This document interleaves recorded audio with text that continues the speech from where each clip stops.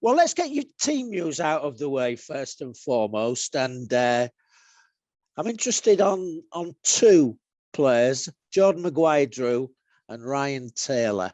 Do you have them available for this game at Yeovil? We've just finished training, Gwilym, literally. So they both trained. So as long as there's no setback there or reaction to anything, then the likelihood is that they'll both travel with us. What I would say is that doesn't mean that they're fully ready to play and go straight into the team. You know, I think it was asked the other night after the game about Jordan Maguire-Drew. I think, to my mind, certainly, I think it was Leeds had Bamford on the bench and didn't come on despite him losing 1-0 at Leicester. So it was nice to have him back involved, wanted to get him back involved, but, you know, I think it's a big jump to think suddenly they're going to come in and play instantly. But as I said, we do welcome players like that back, and hopefully they can start and play the part pretty soon. Yeah, it was a bit of a curveball, wasn't it? And a surprise to you as much as to anybody else about Jordan, wasn't it? Sticking his hand up and saying, come on, I'm ready to go. Yeah, genuinely, when I spoke to Matt on the morning, it was after that he came to see me, and like I said, maybe done a little bit more than what I sort of thought. And kind of between us just agreed, go on, then we'll see how you go in training. You know, one step at a time in terms of how the training works, leading up to some small-sided games, and said he felt good, felt fine. I think, you know, you have to trust the player to a degree. They know the bodies. He's saying it felt different than when he came back last time. So we went with it. Was on the bench. So he trained Monday, was on the bench. He's trained now.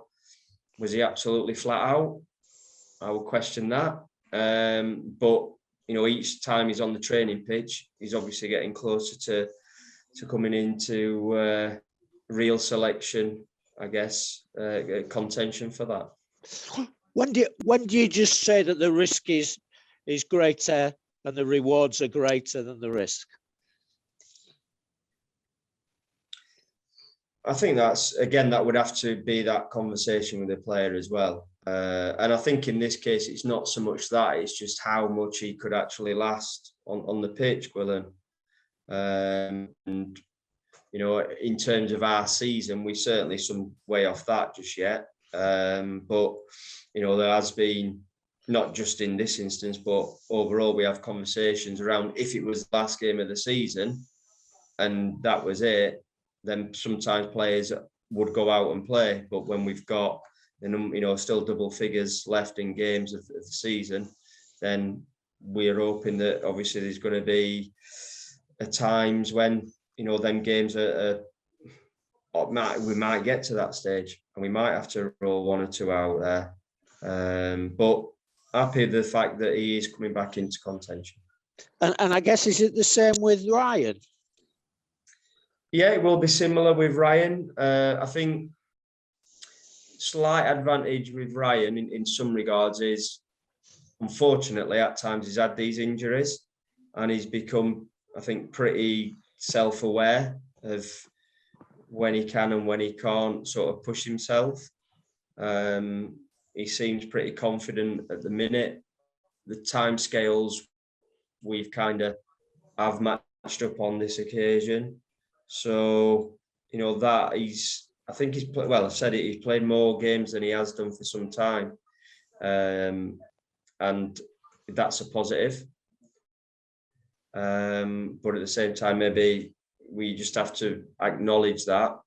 But I think he's ready to go in terms of wanting to be involved. Obviously, again, 90 minutes would be obviously a big push just from not having played for, I can't even remember, to be honest, when the last game was that he played. Have you got any other players not available to you coming out of the defeat at Southend? No. So a few, I guess, broken hearts and disappointed people. Bruised egos.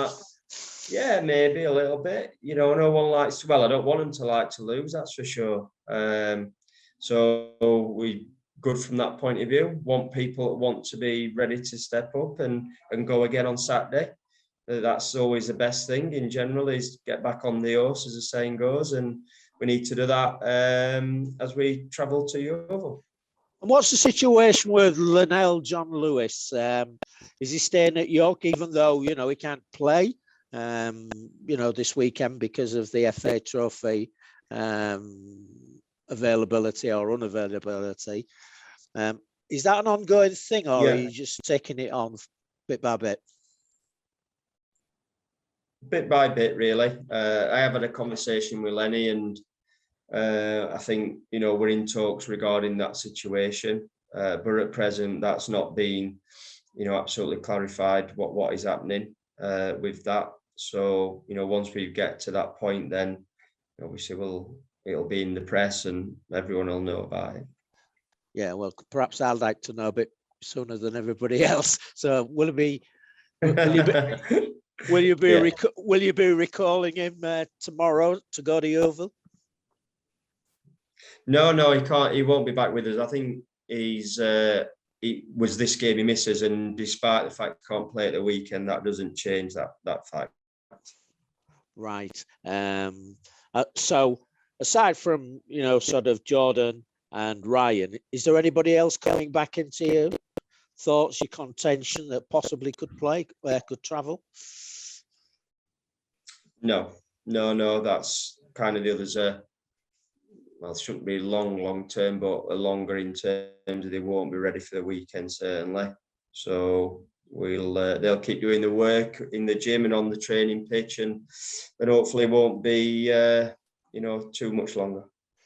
Can I ask you about a young player that seems to have dropped off the radar, and that's Lewis Boyd? What's the situation with him? He's just training and playing with a youth team. He's had a couple of injuries during the season, but you know, he's still very much part of the football club and the youth team, and will continue to develop really as he goes along. Because he did get a taste of first team action, didn't he?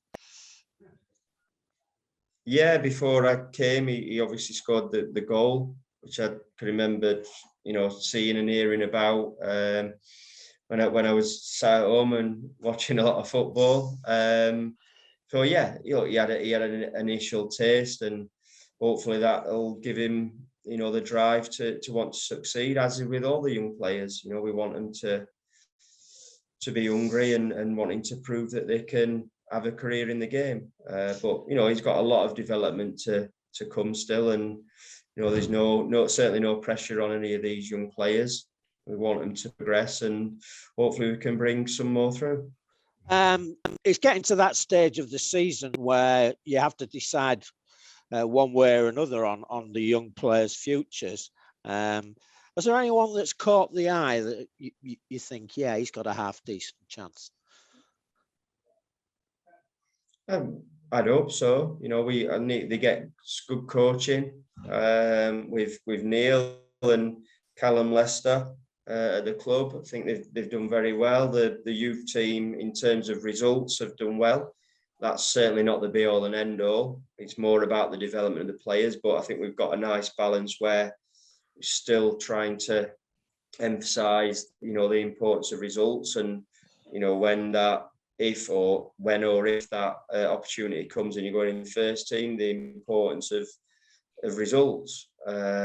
So there's a few lads in there. You know, we obviously, as you said, it's getting towards that point.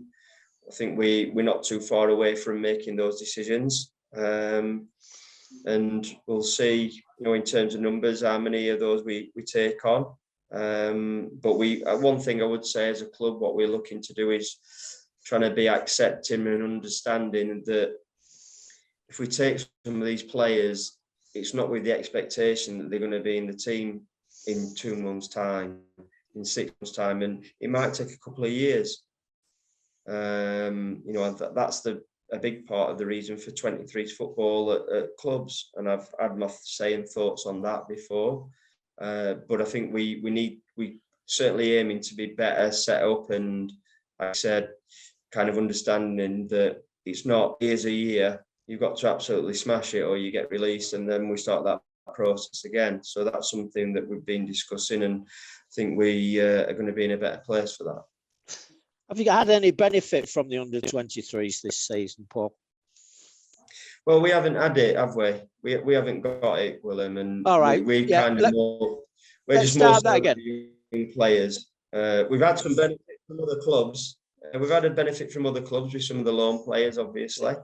But you know, at the minute, I think we're in the National League. We want to do things as well as we can. But I think it's unrealistic to have a 23 squad at this moment in time. More perhaps a smaller group of development players is what I would suggest. Yeah, I was a bit clumsy there. Let's ask that question in a different way, Paul. Have you suffered from not having an under-23 squad?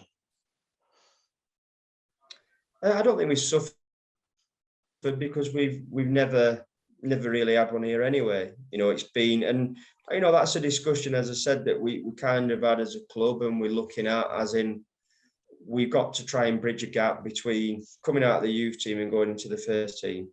You get the odd exception, like a Matty Pollock, for example, who was physically kind of ready, is that not a man as such very quickly. There's a lot of other players, and I think back to my time, I was never going to be ready for first team football when I finished my youth team contract. You know, it took a couple of years and hard work to get to that point. So I think that's what we're trying to look at and be better at.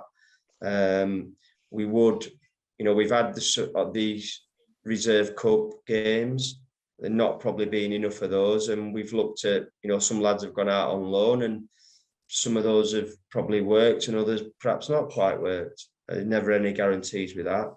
But again, we're always looking at ways that we can improve and how we can, like I said, the big thing in general is more time. Give these players more time to develop, to hopefully then be able to impact on the first team. Okay, let's turn to the game. And it's never ideal to have back-to-back long trips. What was your feelings about having to do that off the back of a defeat at Southend? I don't think, in truth, Willem, the result comes into it in terms of what it actually is. For me, the biggest thing I always think after a defeat is you're looking at the next game to try and get back to winning ways. So that's the way I'm looking at it. I guess the facts are we've just got to get on a coach for a long time to go and get that victory. It was certainly a late night. Tuesday nights, realistically early hours of Wednesday morning. I think some of the lads certainly who travelled back to Grimsby, I think it was gone 4 o'clock in the morning. We've had a little bit later start today to try and give them, you know, last night into this morning a little bit more sleep, because with the best will in the world, some of the lads that have got back, they've got this. They'll only had a few hours sleep and then they're up. And, you know, for anyone that plays sport to a good level knows that's not ideal preparation. We're not saying it's overly hard done by, because, of course, people are in life have to do shifts and all those sort of things. But, you know, we're asking people to go out and try and be at the best. So we trying to tweak it slightly.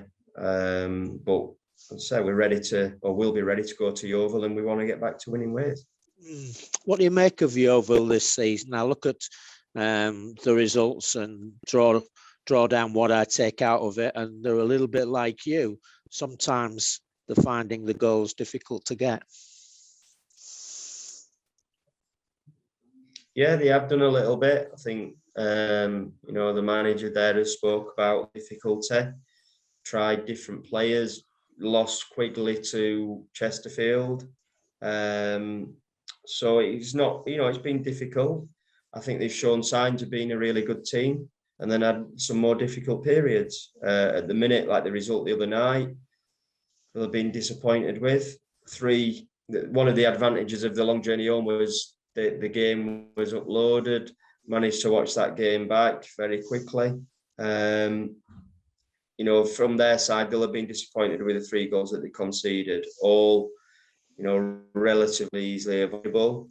But what I would say, even at 3-0, I saw a lot of players as it went on in the latter stages of the game that, you know, could have just gone through the motions. I still saw people running hard, and I think they've certainly got that about them. They seem to have got a bond, maybe with a few things that have gone off at the football club, but a bond with the fans, and are in kind of still quite positive mode. So we take nothing for granted, that's for sure. You know, I said we beat them earlier in the season 2-0. Wasn't an easy game by any stretch. And I think we've got, as always, a few players in there on the day can be very good players. And they'll be looking for a reaction, you know, after the other night's scoreline. But prior to that, we're unlucky not to win at Notts County with a late goal on TV against Chesterfield. We're certainly a better team in the first half and should have gone into the break with an advantage. Got hit with a sucker punch just before half time. So I've seen more than enough evidence that, you know, it won't be an easy game. And, you know, as I said, for us, we want to try and win the game, and it'll be no different for them. What's your experiences of going down to Yeovil, to Hewish Park? Nothing against Yeovil, but in terms of the distance, it would involve travelling more often than not. I haven't had too many go then. Did go once there as a player sat in the stand, which, yeah, that was my favourite experience ever. But not been there much at all. So, you know, nothing. There's no sort of scars or no heart to think this is a lucky ground for me or anything. Just get there and then, you know, try and get the job done. I can't believe that you fall into the sucker punch of lucky grounds and unlucky grounds. Surely not, Paul. There's one or two that always seem to, you know, you play and then you think, yeah, last time I came here, this happened, that happened. So, but yeah, ultimately, we all know it's about what happens on the day, and it's a different time, whether it's a different time, different team, different circumstances, whatever it is. It's, you know, it's about what happens on Saturday. And how do you view Yeovil? Do you view Yeovil in the sort of former league club like yourselves, trying to find a way back? Do you put them on a level footing with you in that respect? I think that's hard to know overall because of I'm not in there. I'm not privy to kind of budgets and expectation levels there. But well, they're not as big a club as you, are they? You know, I think certainly fan base and history. No, they're not. But that still doesn't, when they've had a taste of it, and I don't know. I guess similar-ish in one respect. You know, at a time when obviously I had my spell at Rotherham, we got to the Championship. Same with Grimsby, they were a Championship club, and Yeovil had a spell in there. And when you've been that high up and then suddenly find yourself in the National League, you know, that's clearly difficult. I think what they have got at the minute is that we've certainly got, you know, an advantage of is there seems to be some uncertainty about takeovers and things like that, and the future of what's happening down there. Whereas, you know, I think we've been through that recently, obviously, and are in a much better place from that point of view.